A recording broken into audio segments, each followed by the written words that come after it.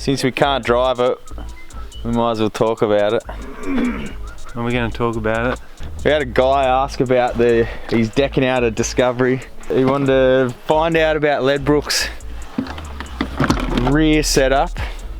So he can take his Discovery camping and use and abuse it like this one. Show you quickly then. So I just got the cheap four-wheel drive Supercenter drawers, and we've decided to make it a little bigger for some storage underneath, just to put some razors. So I just got some alloy that I had and just put them as rails down below. How did you bolt that though? Well, they're just bolted straight to it, screwed straight to the bottom of the frame. But those bars to the car?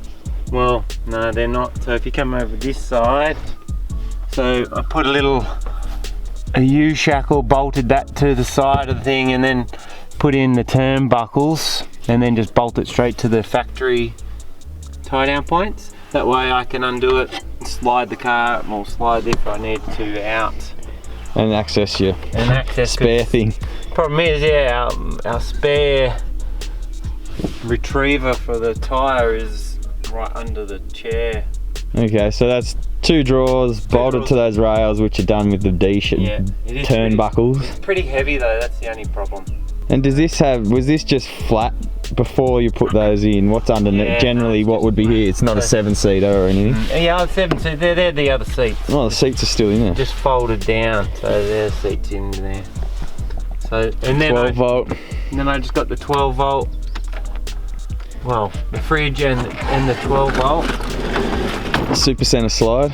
Just the Supercenter slide. It would be nice to have a drop one, maybe that's a future. So we just got the slide at the moment. It does open and close, you can do it. I ended up going for the Evercool because it had a 5-year warranty on it. And like I can open it pretty much all the way, or otherwise you can take the lid off on this one.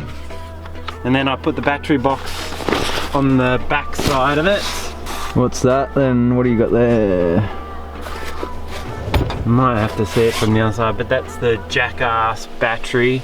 Jackass? Jackass? No. Kickass. Kickass. Jackass? Jackass. Same Kickass? thing. Yeah, same thing. And just I put the C-Tech charger on it on the top. You can buy them directly from them with all the charger and everything. Is that Supercenter C-Tech one? It is that one, yeah. But you might be better off if I was going to do it again, just buy the whole set from Kickass. And then how's that sitting in? What's that? A tray you made? I made a little tray, yeah. Probably same thing, I might change this because at the moment I've got wing nuts underneath, which this one's loose now. Wing nuts underneath to hold it down, and just some old tent pegs, and threaded it. You put those threads on? Yeah. Fucking. So then, but I might put some turnbuckles just to make it a little bit easier. It takes a bit of time to wind those up. And then from there, I got it connected to the car. You're probably not going to be able to see it though.